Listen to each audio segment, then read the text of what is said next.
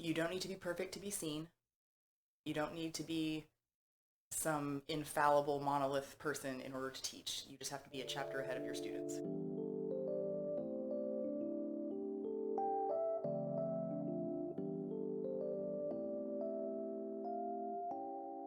Hi, Hello, I'm Johnny, I'm Mara. and we're going to talk about being a new martial arts instructor. I want to define what we're talking about a little bit more first, if that's okay with you. Sure.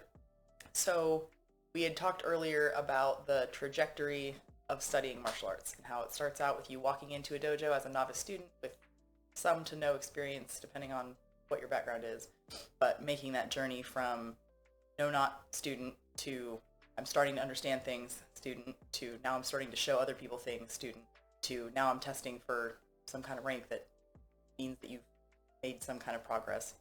And then eventually you end up as a cool, now you're leading class or whatever, like our brown belts tend to lead classes. And then once you get into your black belt ranks, then all of a sudden you're teaching classes, expected to have some sort of plan when you walk in the door. And then from there, going from that to like, okay, now you're in charge of the space and now you're supervising other teachers and you're teaching new teachers and teaching new students and all of that. And so that's quite the journey. And sometimes it's not defined for you at the beginning. This is what the expectation is, but it sort of does run that course. And so we were talking about it in relation to vocational professions like plumbing or electrician or what are some other ones? Carpentry, I guess, where you'd start out as an apprentice and you go to journeyman, work your way up to mastery or whatever that means. And so our goal in this video is to kind of talk to like the new teachers who have not had teaching experience, have some kind of martial arts experience, but may not have the teaching others kind of stuff. Does that make sense? Am I on the right track? Yes, I think so. Yeah, it's just that there's kind of a fluid transition between student to teacher and like a messy middle in between. Yeah. Where it's not like it doesn't have to necessarily like go to a teacher's school. There's not like a teacher's school that you have to get to and get credentialed, and now you were expected to understand that you were going to be the instructor. Like sometimes like you walk in and then your teacher's just like, hey, you're teaching this person or you're teaching this class or whatever. Yeah, so that makes sense. And it's can be frightening. For sure. And so that brings us to back what you were talking about. Like, what are some of the challenges for a brand new teacher? Doesn't necessarily feel immediate comfort when they hear, you're teaching class today. Yeah. And I think the big thing is, like, you're supposed to be uncomfortable. Like, that's part of it. Even when I've taught several classes and, like, even now, been teaching for a couple of years now, as far as, like, being, like, consistently in classes or everything like that. And I still show up to class uncomfortable sometimes, or a lot of times. Or, the students ask questions and I'm like, that's challenging what I know or what I think I know. Mm-hmm. So I think it's just accepting that you're supposed to feel uncomfortable. Like, you're supposed to be a little uncomfortable. Your students are supposed to be a little uncomfortable if you're challenging their skill level and their understanding. So, like, the whole experience is supposed to have some level of discomfort to it, or else there is no growth. Right, absolutely. Growth is on the other side of discomfort. And then I think that raises another question too of like, once you become a new teacher, maybe you're putting on yourself, well, I'm supposed to have all the answers now, and I can't show up for class, teaching class, and not know the answers.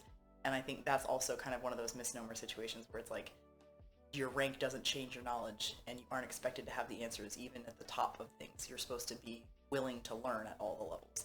So if your students do bring up a question that you don't know the answer to, or you're faced with a situation you don't have experience with, it's almost like you can kind of train yourself to be excited about that, where you're like, cool, now this is an area where I have to keep growing and I have to go look up things and I have to go practice things. And then you can even make the class about that. Like, cool, you've just decided the curriculum for tonight. We're going to investigate this subject that you just brought up. And having that flexibility and kind of leaning into it also means that your students get to see you excited about learning and excited about growing, which invites them to do the same, rather than that monolithic teacher that's like, don't question me, I know all the things. Okay, sure. Yeah, I mean, getting your ego out of it is huge. You can't really teach from ego, and your students won't really be receptive when you're teaching from ego. Yeah. So, your students are going to be require different levels of breaking it down and teaching it and finding language that works for them. So you have to maintain flexibility and kind of let go of the way you know how to understand it and the way you know how to speak it, and try to figure out how it makes sense to them. And so in that, like, there's a whole lot of letting go in teaching. Sure. That it's just like, if you get stuck in ego and I need to be right and I don't want them to see me as stupid or anything like that, then you got your work cut out for you, because you can't hold those two things at the same time. That's a dichotomy that doesn't work. Absolutely. And I think too that I think what you said initially too about the language thing, like the more you teach, the more ways you have of understanding the subject too. So we ask our students who are new to teaching, sometimes if they're showing a person a new kata, or, you know, teaching them the basics if they're a brand new person, like we ask everybody at the end of class, what did you learn tonight? And oftentimes we'll ask the people who were teaching, hey, so what did you learn from teaching? And often it's, well, I had to figure out how to explain this thing I thought I understood, and I realized halfway through explaining it that I didn't understand it as well as I thought I did. That's universal. That's it. Like, you think you understand something until you go to explain it, and all of a sudden you're like, wait, let me put this into words now in a way that I haven't had to before. And so that in of itself is a way of you expanding your understanding of it, because the more different ways you can explain something, kind of the more deep and thorough your knowledge is, I think. Absolutely. Or, you know, that it plays into the depth of your knowledge anyway. Yeah. And you find the gaps, right? The holes. Because inside your own head, it can sound really good. But then as soon as you try to vocalize it or explain it, then you start to see, like, then you're confronted with what you think you know. And then it's like, wait, this isn't making sense. And then that's where, once you've kind of got the basics down and you are ready to teach, teaching becomes its own source of learning. Because you get to go back and re-look at the things you think you know and re-examine them, and get deeper understanding, and be able to, like, more thoroughly understand them beyond just like that surface level that you originally get. Yeah. And I think it's worth talking about to our teachers. When we were coming up, we're talking about these two different ways of starting out. You're either a doer or you're a teacher as you start, and then you're increasing your knowledge in one of those categories, and eventually you have to branch into the other category, whichever that is, if you're going to continue on your path, so that the merger of doing and teaching becomes instructing, where you can both demonstrate and talk about to a great degree, to the point that you're able to teach teachers and also show performers or show doers. And that's where that, like, trajectory towards mastery kind of comes in, is being able to do both, where you're, like, expanding your understanding of how to explain it verbally, so you're rounding that out with all these different students that you have and finding new ways to explain, as well as increasing your capability of physically doing the thing by practicing it with different people, having different training partners, doing it in different scenarios, like challenging what you think you know in that way too, where it's not like, oh, well, this is how you do this armbar, blah, blah, blah, blah, but then all of a sudden it's a different person, and you're like, wait, they're more rigid than that other person, now I have to figure this out, or that's a bigger person or a smaller person, or that they're a lot faster than I expected and their punch is coming back, and so how do I still get that armbar if their punch is coming back? And so there's all these different ways that we have to expand our doing as well as our teaching, to the point that eventually now we're reaching that point of instructing, that new world of, cool, now I've improved because I've been challenged in all these different ways. You know, that's kind of the cool part about teaching, is I feel like it pushes you in that direction. Absolutely. So, I guess let's not make this too long-winded. So let's see at the end, what would be a couple areas that of what we talked about, or things we haven't talked about, that new instructors need to focus on. You don't need to be perfect to be seen. You don't need to be some infallible monolith person in order to teach. You just have to be a chapter ahead of your students, which is a thing that I feel like sometimes get caught up in. If like, you don't have to have all the answers. You don't have to be the very best there ever was. You just have to show up as you. And then don't forget to keep learning yourself. That teaching is an opportunity for you to expand your learning, not an opportunity for you to stagnate, sit on the side and just call out commands to people. That's a fast track to using your capabilities, I think. Yeah. What about you? What do you think? Let me see if I can summarize in a few lines like you did. Teaching isn't about